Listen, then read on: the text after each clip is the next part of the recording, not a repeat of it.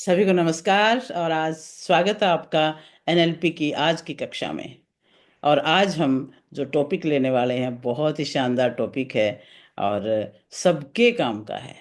ये वो टॉपिक है जिससे हर स्पिरिचुअल गुरु, हर लीडर, हर मोटिवेशनल टीचर सभी जिसका यूज करते हैं। हिप्नोटिक लैंग्वेज, ऐसे ऐसे सेंटेंस यूज करते हैं जिससे एकदम प्रभाव पड़ता है। एकदम से जो श्रोता है वो एकदम से कहते हैं मूक हो जाता है और वो सोचने पर विवश हो जाता है। तो ये एक हिप्नोटिक लैंग्वेज है और ये आम भाषा में हम यूज करते हैं। हमारे बुजुर्ग भी यूज किया करते थे, हम भी यूज करते हैं। कौन सा सेंटेंस दूसरे व्यक्ति को सोचने पर विवश कर दे, वो उसकी बातों से कन्विंस हो जाए, ये वो लैंग्वेज होती है, वो सेंटेंसेस होते हैं, वो स्टोरीज होती हैं, वो मेटाफर्स होते हैं। तो उनको कहाँ किस तरह से यूज करना है, ये हम आज के टॉपिक को लेकर के सीखेंगे। आज के टॉपिक हम कह सकते हैं science of hypnotising. Science of hypnotising में हम सीखेंगे कि किस प्रकार से हम लैंग्वेज का यूज करके दूसरों को इन्फ्लुएंस कर सकते हैं। What is hypnotising?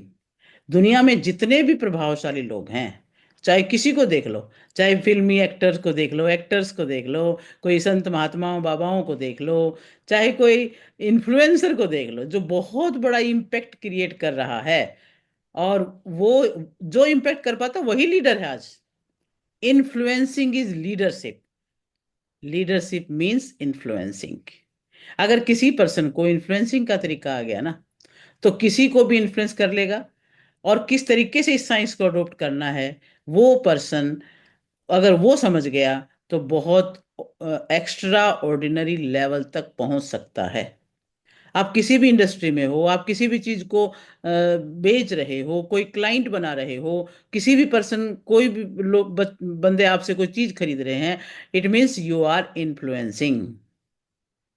कोई भी पर्सन आतंकवादी बन जाता है, अपनी जान देने तक को तैयार हो जाता है, इसके पीछे क्या है? इन्फ्लुएंसिंग पावर है। यदि आपको इन्फ्लुएंसिंग करना नहीं आता तो आप जीवन में बहुत कुछ खो देते हो। आपका सेल्स क्यों नहीं हो रहा? क्योंकि आप इन्फ्लुएंस नहीं कर पा रहे हो। आप यदि किसी पर्सन को शादी के लिए प्रपोज कर रहे थे और वो रेडी नहीं थी, क्यों? क्योंकि आप इन्फ्लुएंस नहीं कर पाए। आप पार्टनरशिप के लिए किसी को साथ में काम करने के लिए बुला रहे थे, उन्होंने मना कर दिया, क्यों? क्योंकि आप इन्फ्लुएंस नहीं कर पाए। What is the science of influencing? अभी आप ये लिख सकते हो, science of hypnosis is metaphor. Metaphor. Metaphors जो है वो साइंस ऑफ हिप्नोसिस है।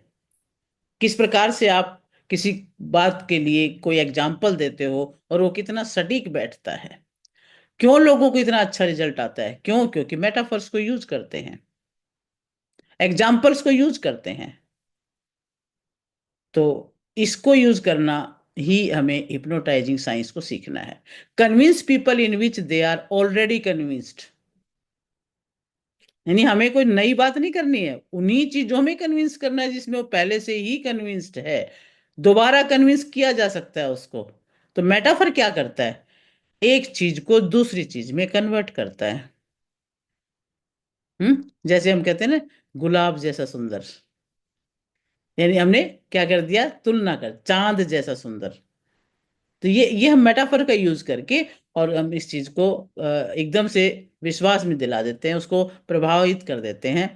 तो जैसे एक एग्जांपल मैं दूं आपको, मैंने ये समझाना है कि भी इन्फ्लेशन क्या होता है,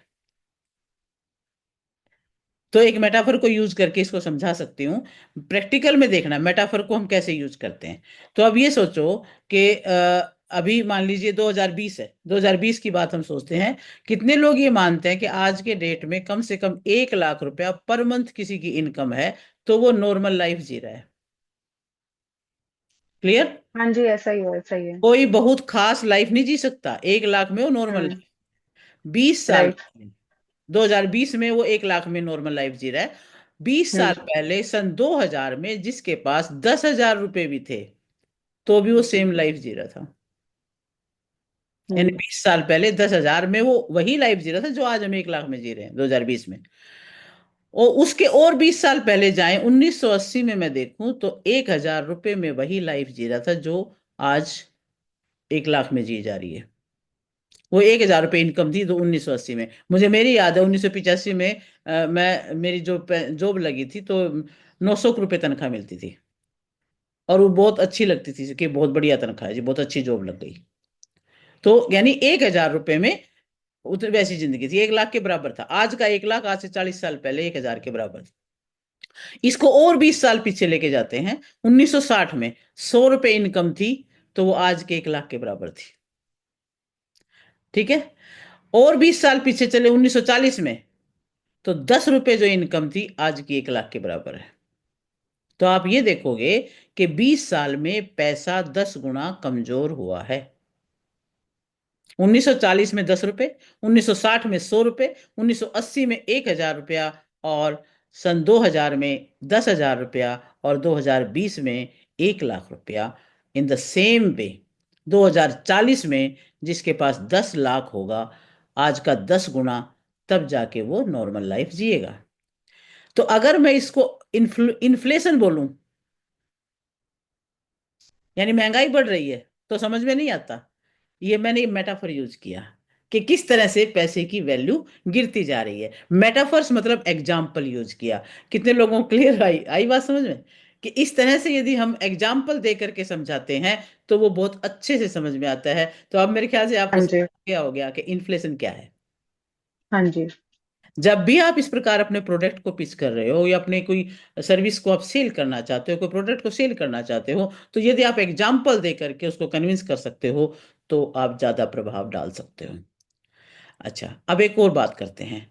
जब मान लो एक सब्जेक्ट है फिजिक्स का है, अपने स्कूल में पढ़ाया जाता है, कॉलेज में पढ़ाया जाता है, तो सेम सब्जेक्ट है। अगर एक पर्सन कोई आके पढ़ाता है तो जो स्टूडेंट्स हैं 45 मिनट की क्लास खत्म भी हो जाती है लेकिन उनको बिल्कुल बोरियत नहीं होती है, और वो और भी पढ़ना चाहते हैं, उनका इतना इंटरेस्ट बन जाता है। और सेम सब्जेक्ट यदि दूसरा कोई ऐसा टीचर पढ़ा रहा है कोई दूसरे तरीके से, 5 मिनट बाद ही स्टूडेंट्स बोलने लग जाते हैं, अरे बोर हो गए, कब क्लास खत्म होगी। यानी एक सब्जेक्ट को पढ़ाने वाले दो टीचर्स में इतना डिफरेंस हो सकता है। तो सेम बुक है और सेम टॉपिक है, सेम सब्जेक्ट है, लेकिन इन्फ्लुएंसिंग पावर दोनों की अलग अलग है। तो इस तरह से इन्फ्लुएंसिंग पावर जो है वो इंसान को बहुत अधिक पावरफुल बनाती है। कम्युनिकेशन पावर जो है वो बहुत ही ज़्यादा इंपॉर्टेंट है। तो ये जो मेटाफर है ये बहुत ज़्यादा काम करते हैं इसमें। तो अ, जैसे अब ये बात मैं बताते बताते भी क्या हो रहा है, आप लोग मेरी बात को सुन रहे हो, ये एग्जाम्पल दिए इसलिए सुन रहे हो, आप इन्फ्लुएंस हो रहे हो एग्जाम्पल सुन करके। तो इसको मैं कह भी सकती हूँ, आई हिप्नोटाइज एवरीवन। यानी बातों को सुनने के लिए मैंने हिप्नोटाइज किया एग्जाम्पल दे करके, यानी आपको सुनने पर प्रभावित होने पर मैंने एक कन्विंस किया। तो अब इसके बाद अगर मैं अपना बिजनेस पिच करूं, अपनी कोई प्रोडक्ट पिच करूं, तो आप सुनना चाहेंगे, उसको समझना चाहेंगे, तो मेरा सेल्स का चांस बढ़ जाएगा। तो इसी तरह से जो बिजनेसमैन को इस प्रकार के एग्जाम्पल्स आते हैं, कन्विंस करना आता है, तो उसका सेल की पावर बढ़ जाती है, बिजनेस की पावर बढ़ जाती है, और बिजनेस बूम बूम करके बढ़ता है फिर उसका। ठीक है। तो और एग्जाम्पल लेते हैं, चलो ऐसे ऐसे एग्जाम्पल से फिर समझें इस पावर को।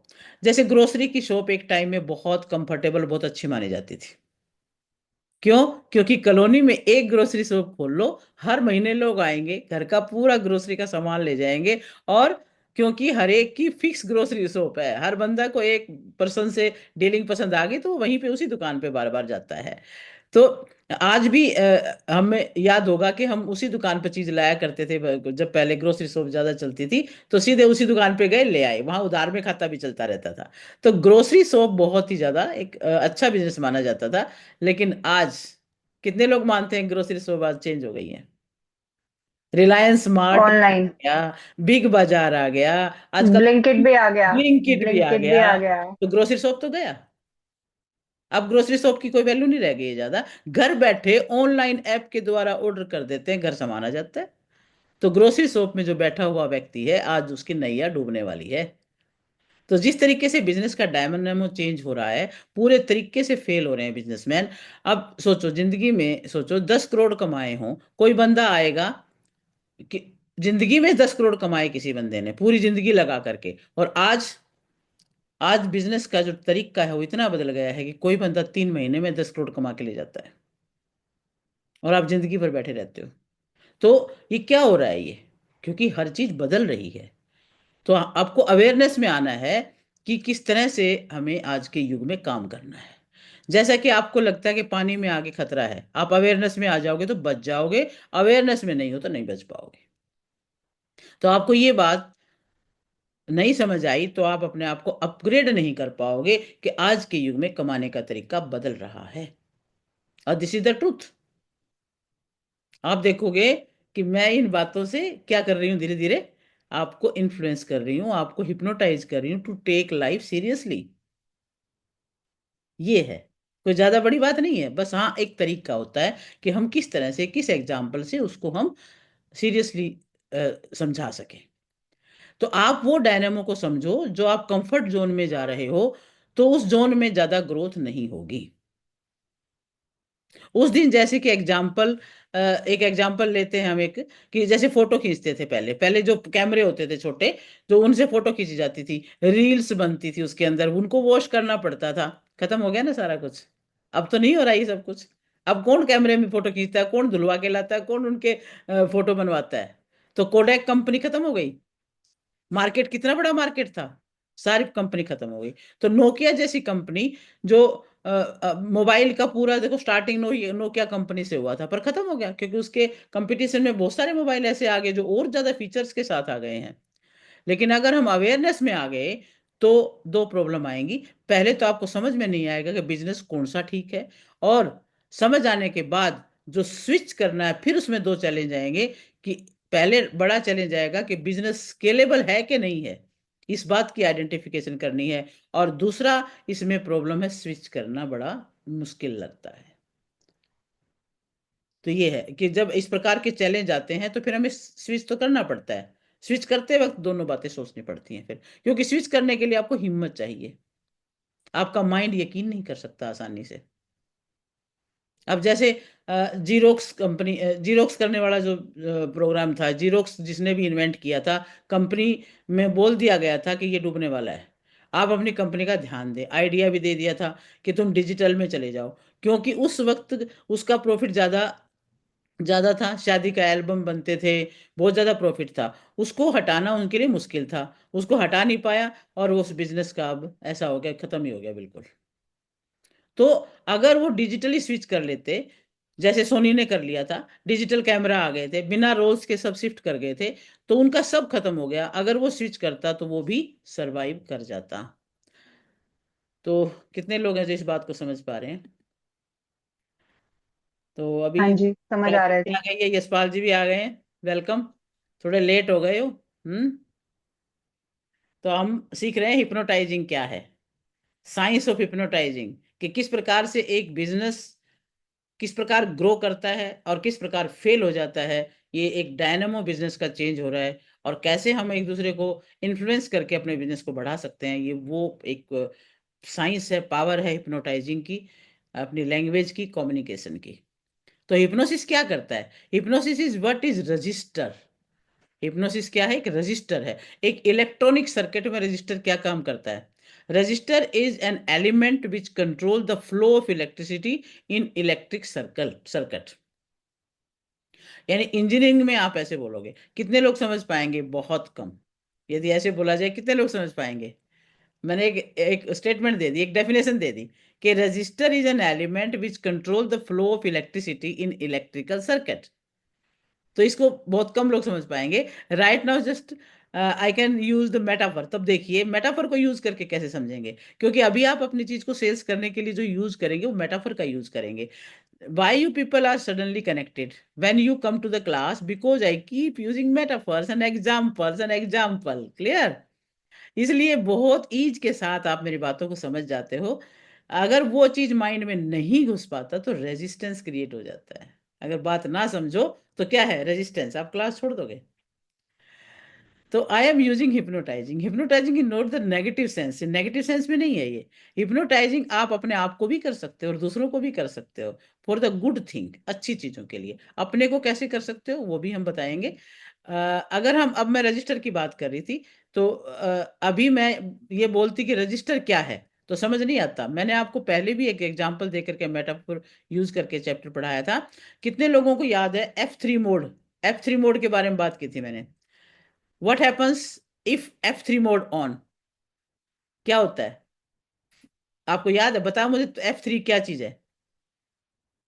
ये तीन तीन एफ। फाइट फ्लाइट वाला है। Yes yes yes, fight flight and freeze. जब भी हाँ। डेंजरस कंडीशन होती है तो आपकी body fight flight and freeze mode में आ जाती है।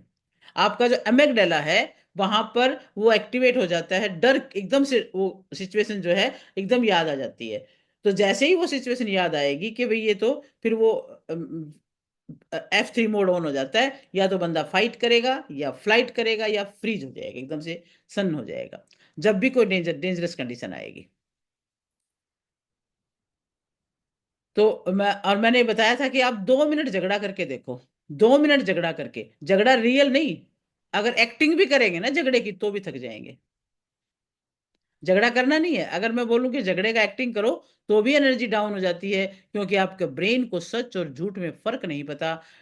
तो F3 मोड जो है वो ऑन हो जाता है, एनर्जी लॉस हो जाती है। इसके पीछे क्या रीजन है? बताया था, why you loss so much energy when your F3 mode is open. क्यों? एक 10 मिनट का झगड़े के बाद आपको नींद आती है। कभी झगड़ा होता है ना ज्यादा, थक जाते हैं हम लोग, सर में दर्द होने लगता है, आप कहते हो हे भगवान क्या हो गया, क्यों लड़ाई किया? गिल्ट फील आता है, अंदर में गिल्ट होता है। और इसमें क्यों इसमें इन्वॉल्व हुए हम, क्यों एनर्जी हमने ड्रॉप की? कितने लोगों का ऐसा एक्सपीरियंस है कि झगड़े में, क्रोध में हमारी एनर्जी डाउन हो जाती है, हमें सर दर्द हो जाता है, नींद आने लगती है, परेशान हो जाते हैं और गिल्ट में आ जाते हैं। किस किस का अनुभव है ऐसा, बोलिए जरा। ऐसा ही होता है। होता है ना? तो ये चीजें ना हमारी एनर्जी को सक करती हैं, ये चीजें। तो एक्चुअली जब भी F3 मोड ऑन होता है तो ब्रेन क्या करता है, इमरजेंसी को से कोप अप करने के लिए हमारे ब्लड को हाथ पांव की तरफ ज्यादा एनर्जी सेंड करता है। हमारा ब्लड उधर दौड़ता है जहां पर उसका ज्यादा यूज हो रहा है। अगर हाथ पैरों का ज्यादा यूज कर रहे हैं, हमारी बॉडी का ज्यादा यूज कर रहे हैं, तो वहां पे एनर्जी जा रही है, तो ब्रेन की तरफ एनर्जी नहीं जा रही है। उन एरियाज को एनर्जी नहीं जाती जहां हमारा लाइफ सपोर्ट ऑर्गन वगैरह होते हैं। ब्रेन को कम एनर्जी जाएगी तो थक जाएगा। अभी मैं मेटाफर यूज करके बता रही हूँ, तो कुछ लोगों को समझ में आएगा, कुछ लोगों को समझ में नहीं आएगा। यानी जहां डिमांड होती है वहां सप्लाई देना ज्यादा जरूरी है। 2 क्विंटल चावल चाहिए, अगर आप 10 kg देंगे तो वहां के लोग तो मर जाएंगे। जहां 2 क्विंटल चावल की जरूरत है, सिर्फ 10 किलोग्राम मिला तो वहां के लोग भूखे मरेंगे। यूनिट सप्लाई, सप्लाई बढ़ाना पड़ेगा। यहां जहां इमरजेंसी होती है वहां पे ज्यादा सप्लाई देना पड़ता है। क्लियर? तो अभी आपके पीछे मान लो कोई कुत्ता पड़ जाए तो ज्यादा सप्लाई कहाँ कहाँ देनी पड़ेगी? ब्लड को एनर्जी की सप्लाई कहाँ चाहिए? पीछे कुत्ता दौड़ रहा है तो कहाँ चाहिएगी? पैरों में ज्यादा चाहिएगी। तो पैरों पैरों में। पैरों में हम्म, चाहिएगी ना। तो ये एक मेटाफर यूज किया मैंने कि पैरों में एनर्जी ज्यादा चाहिएगी, तो डिमांड वहां है तो वहां पे सप्लाई बढ़ना पड़ेगा। डिमांड के लिए एग्जांपल दिया कि 100 kg का अगर डिमांड है, 10 kg दे दे तो प्रॉब्लम होगा। यदि आपके पैरों में एनर्जी की ज्यादा जरूरत है, वहां एनर्जी जा नहीं रही है, तो फिर आप नहीं भाग पाओगे, कुत्ता खा जाएगा आपको। तो खा जाएगा। तो ये मेटाफर यूज करके हम चीज को अच्छे से समझते हैं। सेकंड, आपको लगता है कि आप क्या इतना डीप सोचते हैं? आप बताओ, इतना डीपली सोचते हैं क्या? हाँ, हम इतना डीपली सोचते हैं, बट एक बार प्रैक्टिस कर लोगे, इसको ऑटोमेटिक कर दोगे, तो प्रैक्टिस के बाद अपने आप निकलेंगे फिर ये शब्द। कुछ एक ऐसे एग्जाम्पल्स, कुछ एक ऐसी स्टोरीज अगर आप हम याद कर लेते हैं तो मौके मौके पे अपने आप आ जाती है। एक बार सीखने के बाद ऑटोमेटिक हो जाता है, बार बार नहीं करना पड़ता। अब सोचो कि मुझे कहीं पर सप्लाई बढ़ाना है तो मुझे क्या करना पड़ेगा? यानी ऊपर एक टैंक है और एक पाइप जो है, वहां पर पाइप को ऑन करना पड़ेगा। तो अभी यहां पर मैं रजिस्टर का एग्जांपल दे रही हूँ एक और। जैसे टैप लगा हुआ है, टैप लगा हुआ है, बेसिकली टैप क्या काम करता है? रजिस्टर का काम करता है, रेजिस्टेंस करने का काम करता है। अब मैं अगर टैप को ओपन कर दूं तो ज्यादा पानी आएगा, और टैप को बंद कर दूं तो पानी स्लो आएगा। तो अभी कितने लोग समझे कि रजिस्टर क्या है? रजिस्टर है control the flow of the electricity, जहां पे उसको ऑन ऑफ किया जाता है, जहां पे उसको कंट्रोल किया जाता है, तो वो चीज रजिस्टर है। तो आपकी बॉडी में जो एनर्जी है उसको रेगुलेट हो रही है। नॉर्मल वे में जब भी आपका F3 मोड ऑन होता है तो टैप ओपन हो जाता है। यहाँ इसको ऐसे भी समझेंगे हम। तो वो जो रजिस्टर है वो वहां पे ऑन हो गया, ये यहाँ पे टैब ओपन हो गया ये हमारा। तो आपका टैब ओपन मतलब जो एनर्जी का जो पाइप है वो सब ओपन अप हो जाता है। आपका नर्व्स दिखना स्टार्ट, ये जो नसें हैं ये दिखनी स्टार्ट हो जाती है, इतना इतनी एनर्जी उधर आ जाती है। जब गुस्सा होते हो तो आप देखो आपकी आर्टरीज ओपन हो जाती हैं, और आर्टरीज ओपन जब होती हैं आपकी नसें दिखने लग जाती हैं, नसें फूल जाती हैं और वो खुल जाती है, ब्रेन खोल देता है, बाद में सेट कर देता है, तो उसके बाद ब्लड अच्छा से फ्लो हो पाता है, फिर आपको एनर्जी मिल जाती है। तो ये इतने सारे मेटाफर्स यूज करने के बाद आप मेरे ख्याल से समझ गए होंगे कि किस तरह से चीज को हम समझते हैं। जब अपना प्रोडक्ट को आप बताते हो, प्रोडक्ट बेचने के लिए बात करते हो, तो यू आर यूजिंग मेटाफर्स। अगर आप सिंपली बोल देते हो कि ये मेरा प्रोडक्ट है, ये ऐसा है वैसा है, ये प्रयोग है इसका, अगर इतना ही बोल के आप खत्म कर देते हो अपनी बात की, तो आपका सेल नहीं हो पाएगा, आप कन्विंस नहीं कर पाओगे दूसरे को। यदि हम मेटाफर यूज करके अपनी लाइफ में उस चीज को और इन्फ्लुएंशियल बना लेते हैं, तब जा करके हम उस चीज को, अपने प्रोग्राम को सफल कर पाते हैं। अब देखिए एक एग्जांपल है, माई हेड इज बर्स्टिंग। अगर मैं ये बोल दूं माई हेड इज बर्स्टिंग, मेरा सिर में दर्द हो रहा है, मेरा दर्द से सिर फटा जा रहा है, तो कभी बोलते हैं कभी कभी ऐसे हम कि मेरा दर्द से सिर फट रहा है, तो you are automatically hypnotising yourself for increasing strength और पेन, अपने आप ही तो बढ़ा रहे हैं। अब देखो, अब कितने लोग ऐसे हैं, आप सभी देखो, घर में बच्चे सबके हैं, तो कितने लोग ऐसे जो बच्चे को जो घुटने में चोट लगती तो आप क्या बोलते हो? बच्चा भागता भागता गिर गया, मान लीजिए चोट लग गई, तो क्या बोलते हो? अरे अरे कुछ नहीं हुआ, कुछ नहीं हुआ, तुम बहुत स्ट्रोंग हो तुम, तो बड़ा बहादुर है, कुछ नहीं हुआ, चोट कोई कुछ नहीं बात हुआ, चोट। तुम्हें चोट नहीं लगी, तुम ठीक हो, बिल्कुल ठीक हो, कुछ नहीं हुआ, अरे ये तो चींटी मर गई। मतलब हम बच्चे को कैसे उसके माइंड को ना एकदम से रोक देते हैं, भाई वो ज्यादा फील ना करे, ताकि आपको लगता है कि क्या लगता है, you are hypnotising positively to the person. Hmm. और सच में आप देखो वहां पर उस पर्सन का माइंड में आपने डाल दिया कि कुछ नहीं हुआ है, तो कुछ नहीं हुआ, तुम स्ट्रोंग हो, तो आप क्या है, पॉजिटिवली हिप्नोटाइज कर रहे हो उसको। तो कितने बार अपने आप को नेगेटिवली हिप्नोटाइज करते हो आप लोग, खुद को करते हो कई बार, खुद को ही हम बोलते रहते हैं तो पागल हो गया, ये तो तेरा बिजनेस चलेगा ही नहीं, ये जो शब्द हम बोलते हैं ना अपने आप के लिए, ये हम खुद को हिप्नोटाइज कर रहे हैं, एंड यू आर गॉन। अच्छा खासा प्रोडक्ट को भी नेगेटिव फ्रीक्वेंसी के साथ दबाया जा सकता है, ये नहीं चलेगा। कभी किया था तुमने, तुम्हारे बाप दादाओं ने किया था कभी बिजनेस जो तुम कर पाओगे? अगर ये नेगेटिव वॉइस चलती है हम अपने लिए या दूसरों के लिए, तो वो उस प्रोग्राम को नहीं सफल नहीं हो पाएगा फिर बिजनेस। तो कितनी बार आपके पास एक बहुत अच्छी अपॉर्चुनिटी आई थी और किसी ने बोल दिया कि ये ठीक नहीं है, और वो अपॉर्चुनिटी आपने छोड़ दी, सेम बिजनेस कोई और बंदे ने कर लिया, और वही बंदे ने कर लिया और सुपर सक्सेसफुल हो गया। क्या है ऐसा एक्सपीरियंस है किसी के पास कि किसी के कहने पर आपने वो अपॉर्चुनिटी छोड़ दी थी और बिल्कुल ऐसा। हाँ। हाँ मैं बताऊँ आपको ऐसी घटना। जी, मैं यहाँ एक बार प्लाट देखने गया था, मैं बताऊँ आपको। हाँ जी, वो हाँ प्लाट जी, में वो किसी मेरे साथी ने बता दिया, बोलो ये तो खड्डे में है, हाँ मत हाँ खरीदो, ये करो, ये वो उस कोने का शेरमुख का है, फलाना है। और वो हाँ, दूसरे मिले, और वो अपॉर्चुनिटी मेरी गम हो गई। गुम हो और गई, वो देख लो, हाँ ये होता है, हम किसी के कहने से हिप्नोटाइज हो गए, हाँ भाई अ, खड्डा है, ठीक नहीं है वो तो ये है। बेकार है। तो कितने लोग आपको कभी जमीन बेचते बोलते जमीन तो सोना हाँ। है, आपने सुना होगा ये जमीन तो सोना है, ये शब्द क्या है? हिप्नोटाइजिंग वर्ड है, ऐसा बोलते हैं। ये क्या है आप जो यूज कर रहे हो, कि जमीन सोना थोड़ी है, जमीन तो जमीन है, लेकिन वो मेटाफर यूज कर दिया, और इसके मेटाफर के यूज करते ही आपके माइंड में उस जमीन की कॉस्ट क्या हो सकती है वो एकदम से माइंड में आ गई, और आप उसको बहुत कॉस्टली समझने लग गए और आप वहां पे बिजनेस कर गए। तो हम लोग कोई भी काम, कोई भी अच्छा हो, किसी को भी, इंसान को भगवान, और भगवान को इंसान, मतलब हम मेटाफर यूज करके बना देते हैं। एक एक और बड़ा शब्द है जो हिप्नोटाइजिंग वर्ड है, आप बताओ, फ्री। फ्री शब्द क्या है? हिप्नोटाइजिंग है ना। ये मेटाफर है ये। जहां हम फ्री शब्द सुनते हैं तो आपके कान बड़े बड़े होने लगते हैं, अच्छा फ्री, फ्री क्या है भाई? तो प्रैक्टिकली दुनिया में चीज कोई फ्री नहीं होती है वैसे। दुनिया में हर चीज गिव एंड टेक है। जो फ्री है वो प्रोसेस है। अगर हम लोग अभी एनएलपी में ओरिएंटेशन करते हैं और फ्री करते हैं, भाई ये ओरिएंटेशन फ्री है, 2 दिन का फ्री ओरिएंटेशन है, तो पर वो क्या है? फ्री वो भी नहीं है, वो एक्विजिशन कॉस्ट है। वो हमारी एक्विजिशन कॉस्ट है ये। अ, और क्योंकि उस बिजनेस को बिजनेस में कन्वर्ट करने के लिए जो अमाउंट हम लगा रहे हैं वो है वो कॉस्ट, कि उसके बाद बिजनेस आएगा। तो हमें पहले ही हम उस कॉस्ट को लगा के चलते हैं। तो लेकिन फ्री में कुछ भी नहीं होता है, कोई भी चीज फ्री नहीं होती। और डायरेक्टली बिजनेस जो है बिजनेस में यूज हो रही होती है वो, ये आपकी एक्विजिशन कॉस्ट कहलाती है। Nothing is free. उसमें जो टेक्निक है, कहीं ना कहीं हिप्नोसिस यूज हो रहा है।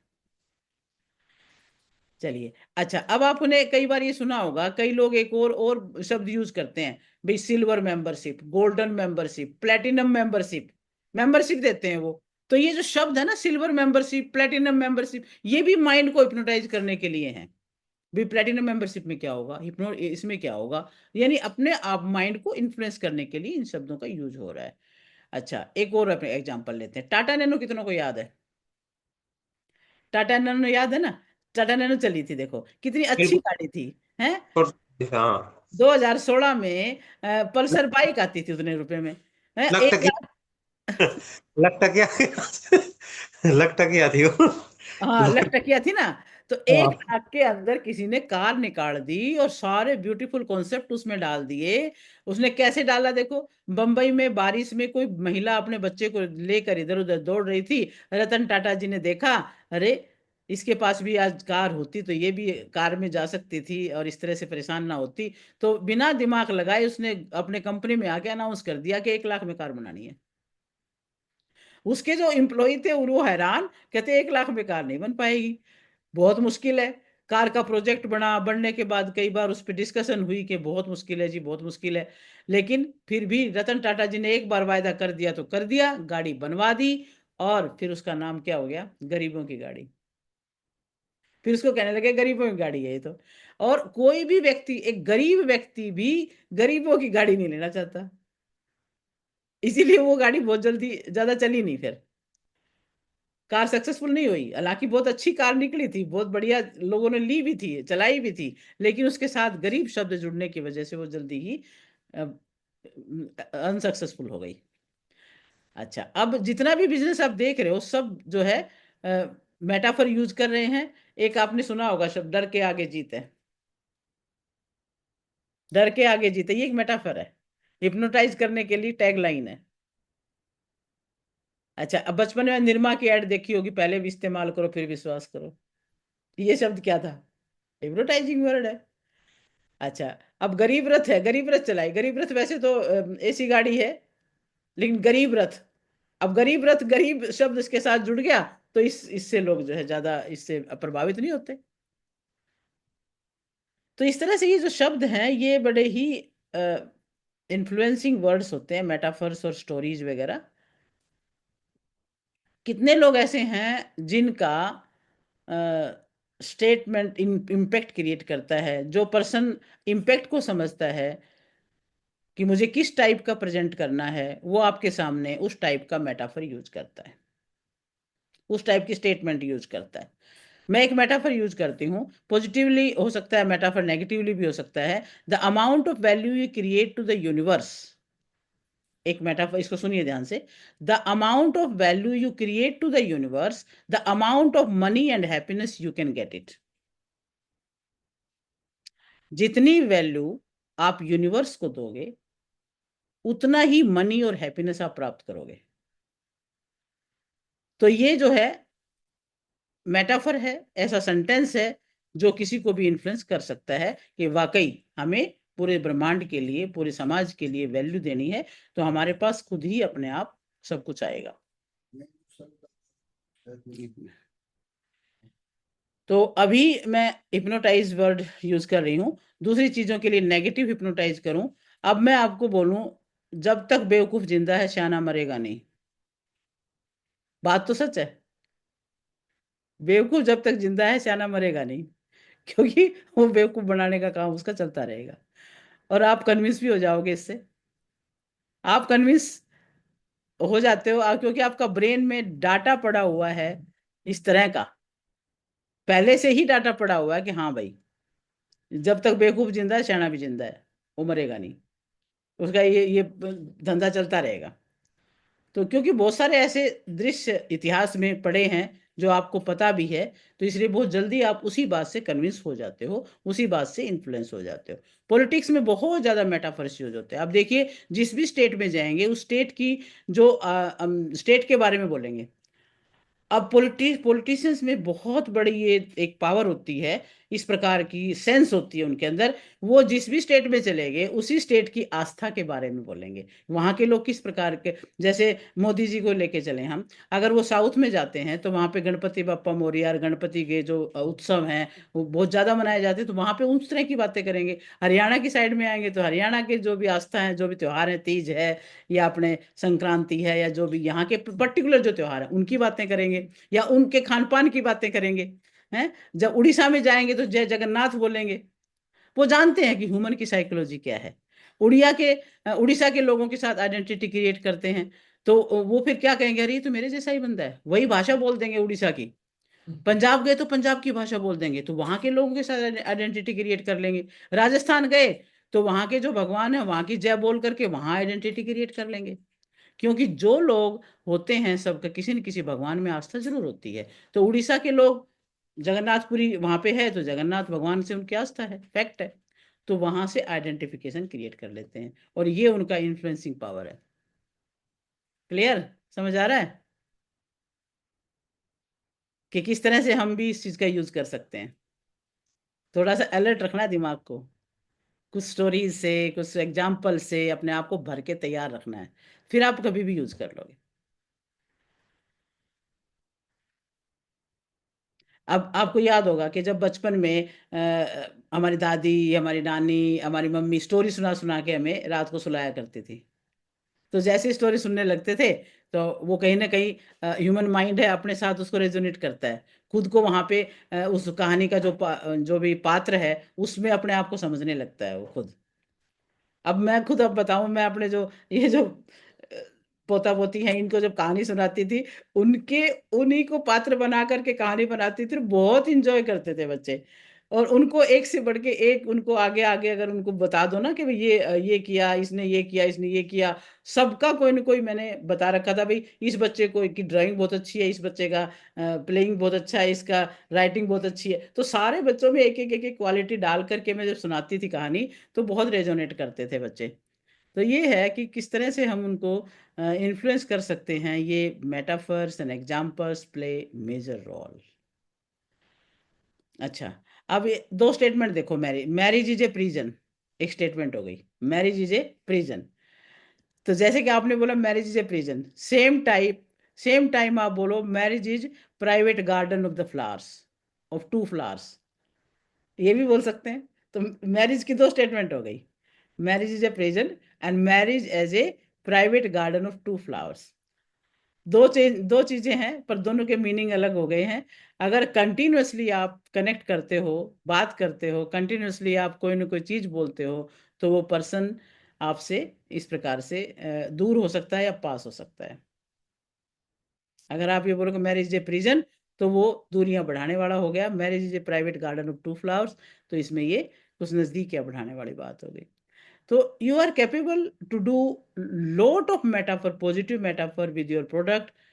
तो ये बहुत ही इंपॉर्टेंट ये कम्युनिकेशन मॉडल है।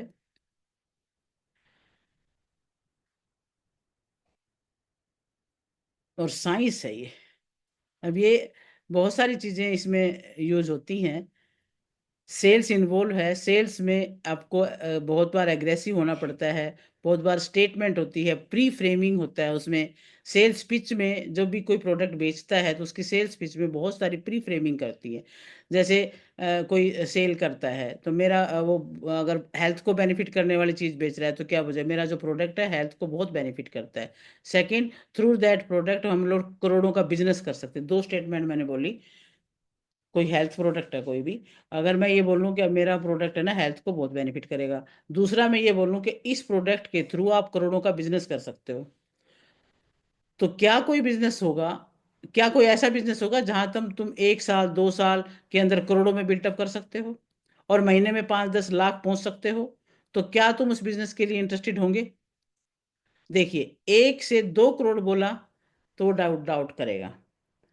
अब इसमें अब बोलने की बातें में देखना, यदि मैंने कहा कि करोड़ों का बिजनेस कर सकते हो, तो वो सोचेगा, डाउट होएगा, करोड़ों के बिजनेस कैसे होगा?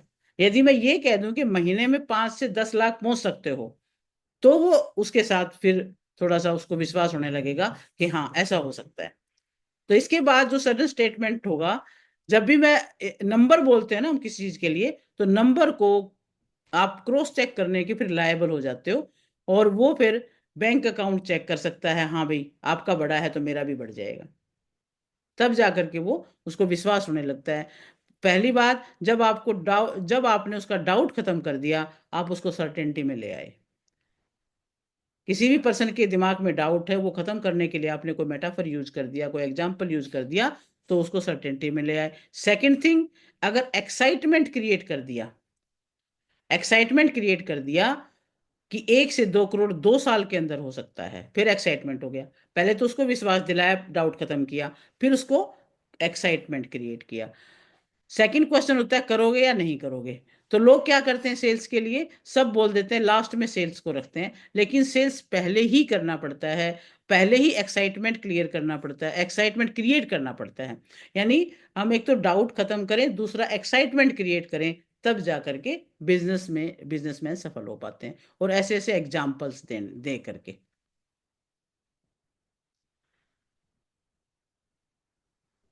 तो ये है हमारी हिप्नोटिक लैंग्वेज की बातें मैंने की। फियर एंड एक्साइटमेंट, कोई भी काम बिजनेस करना है तो फियर एंड एक्साइटमेंट हमें क्रिएट करना होता है। तो फियर एंड एक्साइटमेंट, फियर है कोई तो उसको खत्म करना है, और एक्साइटमेंट क्रिएट करना है।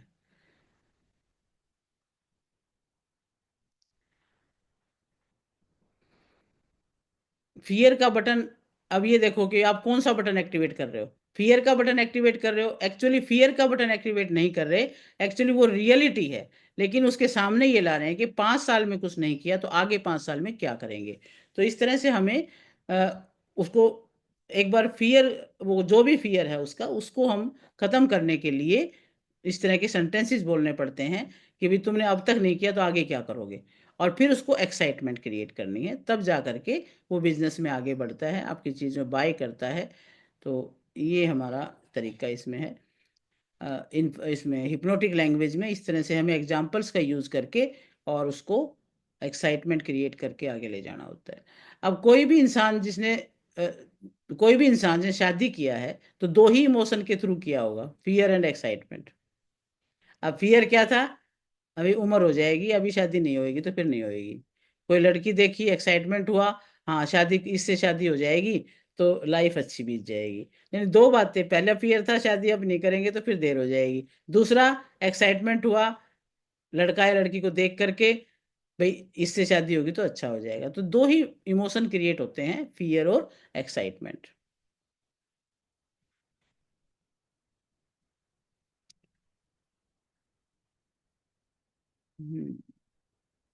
चलिए, बिजनेस पॉइंट इसमें अभी चल रहा है। कोई भी चीज़ है, बिजनेस हो या घर का कोई काम हो या जॉब का काम हो, हमें हर जगह इस पावर की ज़रूरत पड़ती है कि कम्युनिकेशन जो है वो हमेशा चलता है हमारा। हमें हमेशा कम्युनिकेशन करके एक दूसरे को इन्फ्लुएंस करना होता है, अपनी बात दूसरे को समझानी होती है। तो ये सबसे बढ़िया तरीका है कि हम कोई ना कोई एग्जाम्पल साथ में जोड़ दें। तो इसके लिए बहुत सारे एग्जाम्पल्स हैं, और उन एग्जाम्पल्स पे भी हम बात करेंगे। तो मैं थोड़ा सा आज करती हूँ, फिर बाकी कल इसको हम और पूरा करेंगे। जैसे कि हम इसको हिप्नोटिक लैंग्वेज कहते हैं, इसका बहुत गहरा विज्ञान है। तो इस पे आप थोड़ा नोट करना चाहें तो कर सकते हैं। हिप्नोटिक लैंग्वेज, आप टॉपिक डालें। तो ये मैंने एग्जांपल देके आपको बताया कि साइंस ऑफ हिप्नोसिस क्या है, क्या प्रभाव पड़ता है, क्या इम्पेक्ट पड़ता है, और किस तरह से हम कर सकते हैं, कौन कौन से दो इमोशन हैं जो हम जनरेट करके अपनी बात से दूसरों को कन्विंस कर सकते हैं। अब हम बात कर रहे हैं हिप्नोटिक लैंग्वेज कितनी तरह की होती है। तो हिप्नोटिक लैंग्वेज एक ऐसी कला है जिसमें आप लोगों के सबकॉन्शियस माइंड पर प्रभाव डाल सकते हैं, जिससे वो आपकी बातों से प्रभावित होकर आपकी बताई गई बातों को स्वीकार कर लेते हैं। और ये तकनीक एनएलपी, मिल्टन मॉडल और एरिक्सन हिप्नोसिस का उपयोग करती है। इस भाषा का उपयोग leader, spiritual gurus, motivational speakers और सेल्समैन और कोचिंग प्रोफेशन में किया जाता है।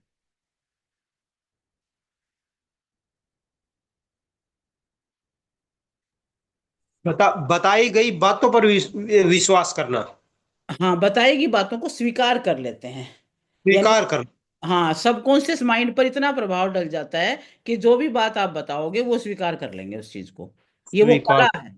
ये जो हिप्नोसिस है, हिप्नोटिक लैंग्वेज जो है, ये वो कला होती है जो आपके सबकॉन्शियस माइंड पर इतना प्रभाव डाल सकते हैं कि वो आप प्रभावित होकर के स्वीकार कर लोगे और इन्फ्लुएंस हो जाओगे उससे।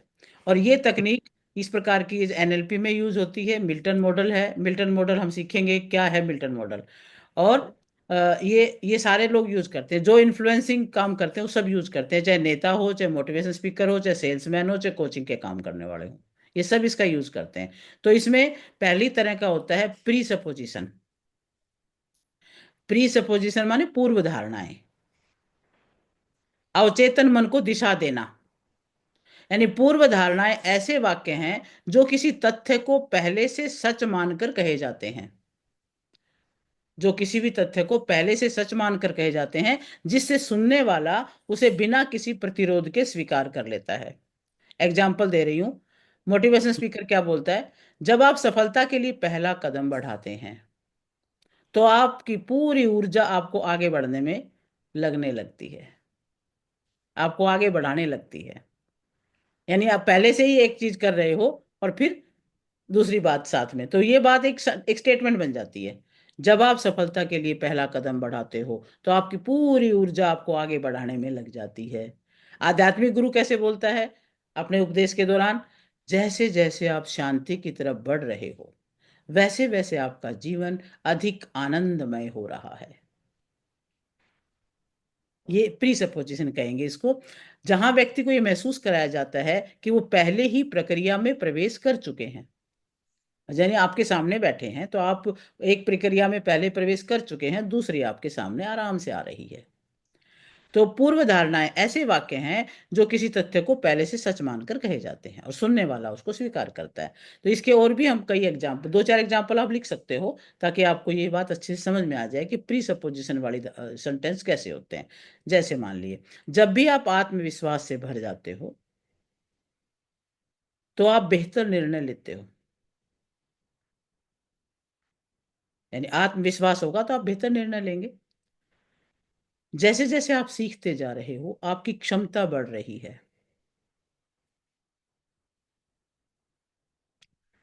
जब भी आप मुस्कुराते हो आपकी ऊर्जा बढ़ जाती है।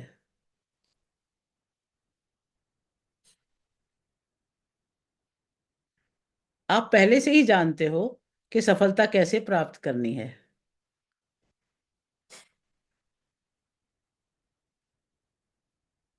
जैसे ही आप अपने अतीत को छोड़ते हो नए अवसर आपकी जिंदगी में आते हैं।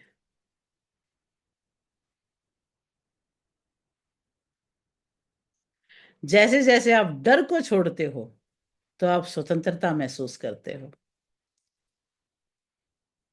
ये हो गए प्री सपोजिशन वाले एग्जाम्पल दिए मैंने आपको। अब दूसरी टाइप की हिप्नोटिक लैंग्वेज में आती है, काइंड क्या है उसका? Embedded command. एम्बेडेड कमांड यानी छिपे हुए आदेश। एम्बेडेड यानी एम्बेडेड है उसके अंदर वो कमांड। ये तकनीक ऐसे वाक्यों का उपयोग करती है जिसमें छिपे हुए आदेश माने कमांड दिए जाते हैं ताकि व्यक्ति उन्हें सबकॉन्शियस लेवल पे स्वीकार कर सके। जैसे एग्जांपल देती हूँ। मोटिवेशनल स्पीकर कैसे बोलते हैं? आपने शायद नोटिस किया होगा, जैसे ही आप अपनी क्षमताओं पर विश्वास करते हैं आप और अधिक आत्मविश्वासी महसूस करने लगते हैं। तो इसमें एम्बेडेड कमांड क्या हो गई? अपनी क्षमताओं पर विश्वास करो। ठीक है, एम्बेडेड कमांड है। तो बीच में हमने कहा भाई क्षमताओं पर विश्वास करोगे तो ना महसूस करोगे आगे। आध्यात्मिक गुरु क्या बोलेगा, जैसे ही आप अपनी आंख बंद करें, गहरी सांस लें, आपको एक ऊर्जा महसूस होगी। तो इसमें एम्बेडेड कमांड क्या है, आंखें बंद करें, गहरी सांस लें, ये उसके अंदर कमांड के साथ शामिल हो गया, पर कहने का तरीका इस तरह से होता है। इसके भी एक दो एग्जाम्पल आप ले सकते हो। जैसे मान लो जैसे ही आप इसे पढ़ रहे हो, कोई चीज पढ़ रहे, जैसे ही आप इसको पढ़ रहे हो, आप खुद को अधिक प्रेरित महसूस कर रहे हो। जैसे आप मुस्कुराते हो तो आपका आत्मविश्वास बढ़ जाता है, आपके चेहरे की रौनक बढ़ जाती है। ये क्या है, यानी मुस्कुराने से ऐसा हो रहा है। हाँ, नेचर। तो ये एम्बेडेड कमांड होगी, पर मुस्कुराओ भाई, तारी आत्मविश्वास बढ़ेगा, आत्मविश्वास बढ़े। है ना। आप समझ सकते हैं कि सफलता आपके नियंत्रण में है। इसमें कमांड क्या हुई, समझो, समझो। है ना। अच्छा, हम्म। और एग्जांपल ले सकते हैं, जब आप अपने दिल की सुनते हो तो आप सही रास्ते पर होते हो। ठीक है। जब आप हम्म। देखते हो तो आपकी शक्ति असीमित होती है। आप देख सकते हो आपकी शक्तियां असीमित होती हैं। तो ये है। अब तीसरी टाइप का होता है pacing and leading. Pacing. Pacing and leading. Pacing and leading. Pacing and leading यानी वास्तविकता से शुरू कर दिशा देना, वास्तविकता से शुरू करके दिशा देना। ये तकनीक पहले व्यक्ति की वर्तमान स्थिति को स्वीकार करती है और फिर उसे एक नई दिशा में ले जाती है। पहले तो व्यक्ति की वर्तमान स्थिति को स्वीकार करती है। जैसे अच्छा। एक मोटिवेशन स्पीकर क्या बोलेगा, अभी आप यहाँ बैठे हैं, मेरी बात सुन रहे हैं, और जैसे जैसे आप ध्यान देते हैं, आपको अपने अंदर एक नई प्रेरणा महसूस होती है। तो इसमें क्या है, पहले तो ये है कि वर्तमान स्थिति स्वीकार, भी आप यहाँ बैठे हो और मेरी बात सुन रहे हो, तो ये स्थिति स्वीकार होने वाली बात हो गई। और एक आध्यात्मिक गुरु क्या बोलेगा, आपने जीवन में कई चुनौतियां देखी हैं और उन्हीं चुनौतियों ने आपको यहां तक पहुंचाया है। अब समय है एक नए अध्याय की शुरुआत करने का।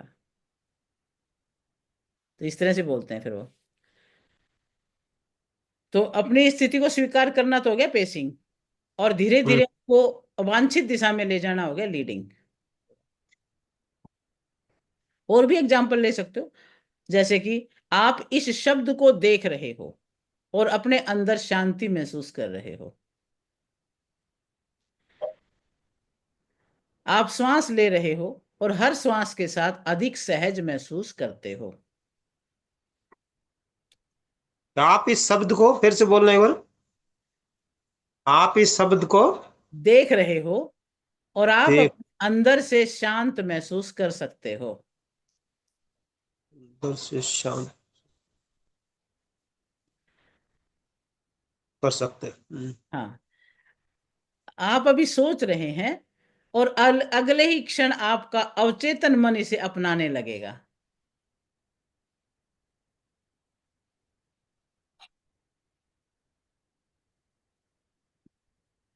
आप जो भी सीख रहे हो वो आपके अवचेतन मन में गहराई से जा रहा है। गहराई से जा रहा है। क्योंकि इस समय जो भी कुछ आप सीख रहे हो, एक तो आपका ये हो गया कि पेसिंग हो गया, आप जो सीख रहे हो, और हम्म। आप ये आपके अवचेतन मन में गहराई से जा रहा है। तो इस तरह से एग्जाम्पल ये पेसिंग और लीडिंग के हो जाते हैं। चौथा इसका तरीका होता है metaphor and story telling. Metaphors and story telling यानी कहानी सुनाना, एग्जाम्पल देना और कहानी सुनाना। एग्जाम्पल। हाँ, कहानियां आपके सबकॉन्शियस माइंड को सीधी प्रभावित करती हैं। एक प्रभावी कहानी, प्रभावी एग्जाम्पल सोचने के तरीके को बदल सकती है। इतनी पावर है इसके अंदर। अगर आप एग्जाम्पल ठीक से दे रहे हो तो सोच का तरीका बदल सकता है। जैसे अब कोई भी आपने सुना होगा, कोई स्पीकर ऐसे बोलता हुआ, एक बीज जब मिट्टी में दबाया जाता है तो उसे लगता है वो खो गया है, लेकिन वास्तव में वह एक विशाल वृक्ष बनने की प्रक्रिया में होता है, ठीक वैसे ही जीवन की कठिनाइयां आपके विकास के लिए जरूरी हैं। तो ये एक एग्जाम्पल दे दिया उन्होंने, बीज का और मिट्टी का। बीज कौन मिट्टी का। हाँ, अब ऐसे ही आध्यात्मिक गुरु हैं, वो भी ऐसे ऐसे एग्जाम्पल देते हैं, कोई न कोई बताएंगे आपको, फिर उसको आपको कहानी की तरह से आगे ले जाएंगे। एक नदी कभी ये नहीं सोचती कि वो कहाँ जाएगी, फिर भी वो सागर तक पहुंच जाती है। हमें जीवन में प्रवाह के साथ बहना सीखना है। यानी हमें ये नहीं पता हम कहाँ जाएंगे, लेकिन जो प्रवाह है उसके साथ हमें बहना चाहिए, सीखना चाहिए। तो कहानी और एग्जाम्पल जो है वो आपके मन पर गहरा प्रभाव डालते हैं, उनको आपको सीखना है, समझना है। जैसे कि कई बार बात करते करते हम भी तो कहानी की तरह बताते हैं। एक बार की बात ये है कि किसान ने एक बीज बोया, धीरे धीरे विशाल वृक्ष बन गया है। या फिर हम कहते हैं जब सूरज उगता है तो आप देखते हो अंधकार अपने आप गायब हो जाता है। वैसे ही जब आप ज्ञान प्राप्त करते हो तो डर अपने आप खत्म हो जाता है। तो इस तरह की जो बातें हैं वो क्या है, एक हमने एक छोटे से एग्जाम्पल से जोड़ करके उनको समझा दिया। सफलता का बीज आपके अंदर पहले से ही मौजूद है, बस पोषण की आवश्यकता है। ठीक है। अगर आप समुद्र की लहरों के डर से तैरना छोड़ देंगे तो आप कभी गहराई तक नहीं जा पाएंगे। है, इसी तरह से यदि आप किसी भी कार्य से घबराने लगेंगे तो कभी आप ऊंचाइयों तक नहीं जा पाएंगे। तो ये एग्जाम्पल्स आपने जोड़ने हैं। पांचवी तरह का एग्जाम्पल होता है कोज एंड इफेक्ट का। कोज एंड इफेक्ट, कारण और प्रभाव का। इस तकनीक में दर्शाया जाता है कि एक चीज किसी दूसरी चीज का कारण बनती है, भले ही उसका कोई वास्तविक संबंध ना हो। जैसे बोला जाता है, जब आप सकारात्मक सोचते हैं तो ब्रह्मांड आपकी मदद करने लगता है। एक कारण है, एक प्रभाव है। आधा सेंटेंस कारण है, आधा प्रभाव है। जैसे जैसे अपने विचारों को शांत करते हैं वैसे वैसे दिव्यता का अनुभव करते हैं। जब आप मुस्कुराते हैं तो आपका आत्मविश्वास कई गुना बढ़ जाता है। जब आप इसे बार बार सुनेंगे तो आपकी आदत बन जाएगी। जब आप एक नई आदत बनाते हैं तो पुरानी आदतें खुद ब खुद छूट जाती हैं। जब आप सकारात्मक सोचते हैं तो अच्छे अवसर आपकी ओर खींचे चले आते हैं। तो ये हो गए हमारे एग्जाम्पल्स इस चीज के। ये हमने क्या, किस चीज का था, कोज एंड इफेक्ट का।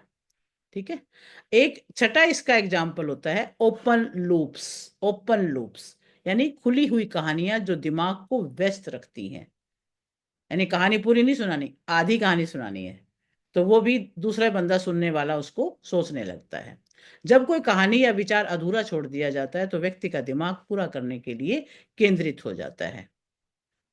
जैसे हम बोलते हैं, मैंने एक ऐसे व्यक्ति को देखा जिसने अपनी जिंदगी में कुछ ऐसा किया जो पूरी दुनिया के लिए प्रेरणा बन गया। अब इसमें क्लियर कुछ नहीं बताया, लेकिन एक कहानी जो है अधूरी सी छोड़ दी। लेकिन पहले आइए इस पर बात करते हैं कि कैसे छोटे छोटे कदम बड़े बदलाव लाते हैं। तो ये हमने कहानी भी सुनाई तो बंदा सोचने पर विवश होगा कि हाँ भाई, कोई ना कोई ऐसा काम किया जाए जो प्रेरणा बन जाए। दूसरा एग्जाम्पल ले सकते हैं, एक साधु था जो जीवन का सबसे बड़ा रहस्य जानता था, और उसने इसे सिर्फ एक व्यक्ति को बताया था। लेकिन उससे पहले चलिए मन की शांति पर चर्चा करते हैं। यानी कहानी शुरू करी, उसको अधूरी छोड़ दी और एक सेंटेंस और बोल दिया। क्या आपने कभी सोचा है सफलता का असली रहस्य क्या है? मैं बताने वाला हूं, लेकिन उससे पहले मेरी ये बात सुन लो। जब मैंने पहली बार ये सीखा, मेरी पूरी जिंदगी बदल गई। और आप भी जब ये सीखोगे तो आपको भी अनुभव होगा। ये बहुत दिलचस्प है, आज हम इसको समझेंगे। तो ऐसे ऐसे सेंटेंसेस हैं जो हमें कन्विंस करने में, इन्फ्लुएंस करने में, अपनी बात को ज्यादा लंबे समय तक हम अपने श्रोताओं के सामने उन बोलने में हमें कामयाब बनाती हैं। अच्छा, एक होता है फिर सातवां पॉइंट इसमें, द यस, यस सेट, यानी सहमति प्राप्त करने की तकनीक। यानी वो यस ही बोलेगा, आपको इस तरह से बोलना है कि उसका जवाब यस में ही आए। है तो ऐसे ये तो ऐसे क्वेश्चन तो हमें करने ही आने चाहिए कि जवाब यस में आए, तब श्रोता ज्यादा एंगेज रहता है हमारे साथ। इस तकनीक में वक्ता कुछ ऐसे सवाल या बयान देता है जिससे व्यक्ति सहज रूप से सहमत हो जाता है और जिससे उसके अवचेतन मन को निर्देश देना आसान हो जाता है। जैसे हम कोई बोलता है, आप सफल होना चाहते हैं ना? अगर आप किसी से पूछोगे आप सफल होना चाहते हैं, है ना, तो आप क्या कहेंगे? यस में ही जवाब देंगे। आपने पहले भी कई बाधाएं पार की हैं, करी है ना? सही कह रही हूं ना? तो क्या ये सही नहीं होगा कि आप अपनी पूरी क्षमता का उपयोग करें? यानी मैंने दो तीन क्वेश्चन ऐसे बोले जिसमें सब में हाँ का जवाब है, तो लास्ट का जो सेंटेंस होगा उसमें भी हाँ का ही जवाब आएगा। अब मान लें, और दूसरा और एग्जांपल लेते हैं। क्या आप मानते हैं कि सीखना अच्छी चीज है? आप जवाब दे सकते हो मेरे को? क्या आप मानते हो कि सीखना अच्छी चीज है? हाँ बिल्कुल। बिल्कुल। क्या आप चाहते हो कि जिंदगी बेहतर हो? हाँ। हाँ जी। Yes yes. इन बातों का जवाब नाम ही नहीं आएगा ना। क्या आप ये अपने यस लक्ष्यों नहीं को, आएंगे। क्या आप अपने लक्ष्यों को हासिल करना चाहते हैं? हाँ। क्या आपको नई चीज सीखने में मजा आता है? बिल्कुल हाँ। यस। क्या आप चाहते हो कि आपके रिश्ते मजबूत हों? यस। क्या आप सहमत हैं कि आप विचारों का हमारी भावनाओं पर गहरा प्रभाव पड़ता है? बिल्कुल यस। हाँ। हाँ। क्या आप सोचते हैं कि सफलता एक मानसिक अवस्था है? यस। क्या आप सहमत हैं कि जीवन में आत्म सुधार जरूरी है? हाँ। तो इस तरह के सेंटेंसेस क्या कहलाते हैं? यस। इनको क्या कहेंगे? एग्रीमेंट फ्रेम क्वेश्चन भी कहते हैं इनको, सहमति प्राप्त करने वाले क्वेश्चन हैं ये। आठवीं टाइप का तरीका है कन्वर्सेशनल ट्रांस, बातचीत में ही सम्मोहन उत्पन्न करना। ये इस तरह के हैं। तो ये तब होता है जब वक्ता अपनी आवाज की लय, शब्दों की गहराई, धीमी गति का उपयोग करके व्यक्ति को हल्के ट्रांस में डाल देता है, यानी उसको शांत करता है। ट्रांस माने अल्फा स्टेट में ले जाता है उसको। तो मोटिवेशनल स्पीकर कैसे बोलते हैं? जैसे ही आप गहरी सांस लेते हैं, आप अपने अंदर बदलाव महसूस करते हैं, एक नई शक्ति, नई ऊर्जा जो आपको आपके सपनों की ओर ले जाती है। आपकी आवाज में वो लय आ जाती है और उस लय में फिर वो श्रोता बहने लगता है। तो ये हो गया कन्वर्सेशनल ट्रांस। ऐसे ही जो संत महात्मा है या आध्यात्मिक गुरु, वो क्या बोलेंगे? अपनी आंखें बंद करें, गहरे सांस लें, सीधे बैठे और महसूस करें कि जैसे जैसे आप सांस छोड़ रहे हैं, आपका सारा तनाव बाहर छूटता जा रहा है और आप शांति में प्रवेश कर रहे हो। क्या है ये? ठीक है। तो ये है कन्वर्सेशनल ट्रांस। है ऐसे सिर्फ तो बहुत सारे एग्जांपल्स हैं जो मेडिटेशन के लिए, विजुअलाइजेशन के लिए, जो भी गाइडेड मेडिटेशन है उसमें इन चीज़ों का यूज होता है। और ये कला भी सबको आनी ही चाहिए, जरूर सीखनी चाहिए, ताकि हम श्रोताओं को अपने भावों के साथ लेके चल सकें। हैं इनमें हम कई सारे, इसके तो बहुत सारे एग्जाम्पल हो सकते हैं। अब सोचिए, एक एग्जाम्पल दे रही हूँ, अभी मैं एक सेंटेंस बोल रही हूँ। सोचिए, अगर आप पूरी तरह तनाव मुक्त हो सकते तो कितना अच्छा होता है। अभी इसी पल में आप अपनी गहरी सहज बुद्धि को जागृत कर सकते हैं। जब आप अपनी आंखें बंद करते हैं और गहरा श्वास लेते हैं तो आपका अवचेतन मन सक्रिय हो जाता है। ठीक है, समझ आ रहा है?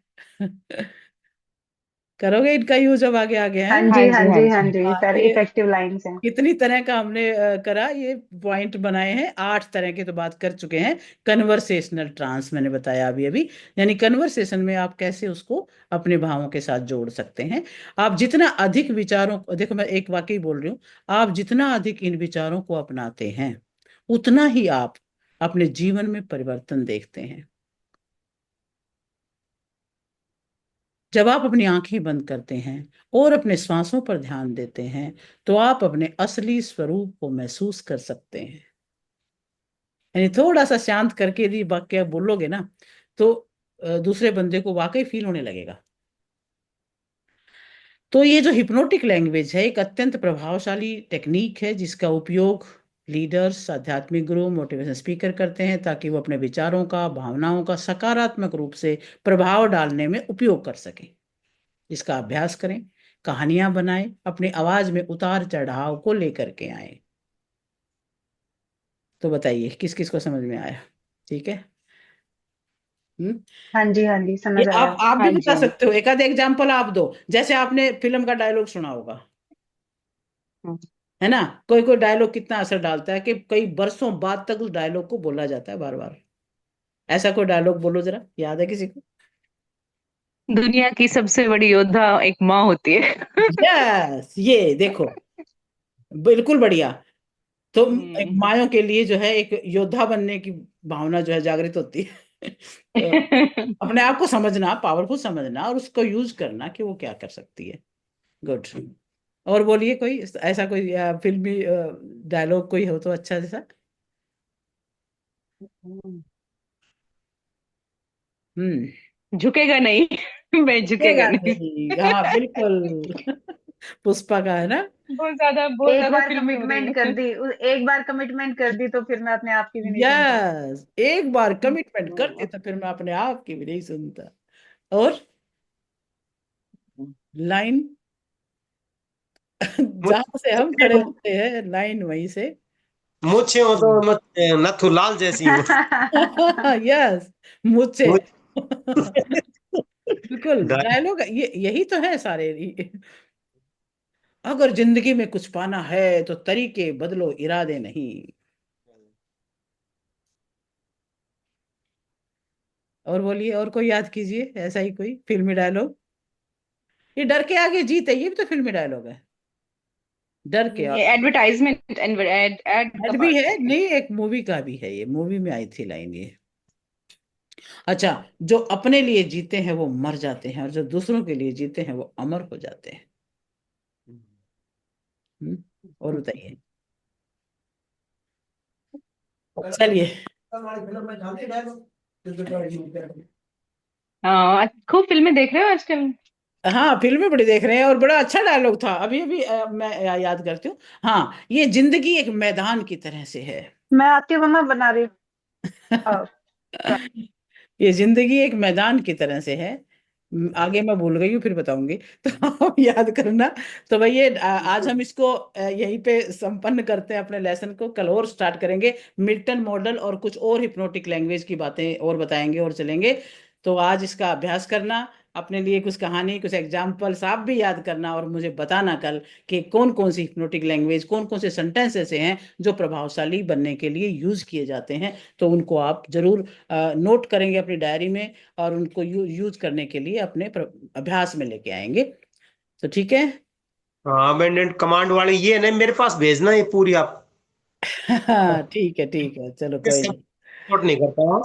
चलो, ये भेजना मेरे पास है ना। ओके, भेजेंगे। ठीक है, आप इनका अभ्यास करो और याद करो, कहीं ना कहीं से ढूंढो आप भी ये ऐसे सेंटेंसेस को, ऐसे एग्जांपल्स को, ऐसे मेटाफर्स को। ओके, आज का ये काम है आपका और इनका यूज करना आपको क्लास में। ओके। ठीक। ओके। चलिए, ठीक है, सभी का बहुत बहुत धन्यवाद, ओके आज ओके क्लास जी, आपने ओके। अटेंड किया। ओके जी।